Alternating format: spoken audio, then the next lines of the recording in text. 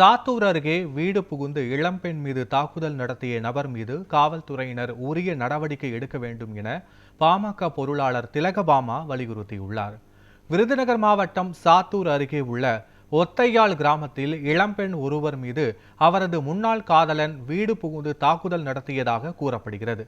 இந்த நிலையில் முன்னாள் காதலன் தாக்கியதில் படுகாயமடைந்த இளம்பெண் தற்போது சாத்தூர் அரசு மருத்துவமனையில் சிகிச்சை பெற்று வருகிறார். இதற்கிடையே மருத்துவமனைக்கு நேரில் சென்ற பாமக பொருளாளர் திலகபாமா அந்த பெண்ணிடம் சம்பவம் குறித்து கேட்டறிந்து ஆறுதல் கூறினார்.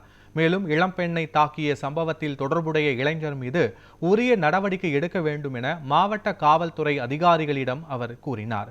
பின்னர் செய்தியாளர்களுக்கு பேட்டியளித்த பாமக பொருளாளர் திலகபாமா ஒத்தையாள் கிராமத்தில் இளம்பெண் தாக்கப்பட்ட விவகாரம் குறித்து காவல்துறையிடம் பேசி இருப்பதாகவும் அவர்கள் உடனடியாக நடவடிக்கை எடுப்பதாக தெரிவித்துள்ளனர் என்றும், மேலும் பெண்கள் மீது நடைபெறும் தாக்குதல் சம்பவத்திற்கு உடனடியாக காவல்துறையினர் நடவடிக்கை எடுத்தால் மட்டுமே இந்த மாதிரியான தாக்குதல்களை தடுத்து நிறுத்த முடியும் என்று கூறினார். இதனைத் தொடர்ந்து தமிழகத்தில் தொடர்ந்து பாலியல் குற்ற செயல்களில் ஈடுபட்டு வரும் திமுகவினர் கைது செய்யப்பட்டு வருவதால் முதலமைச்சர் தன்னுடைய கட்சிக்காரர்களை கட்டுப்பாட்டில் வைக்க வேண்டும் என்றும் கூறினார். ஒத்தையாள் கிராமத்தில் 24 வயது பெண்ணை ஒரு இளைஞர் வீடு சென்று தாக்கி இருக்கிறார்.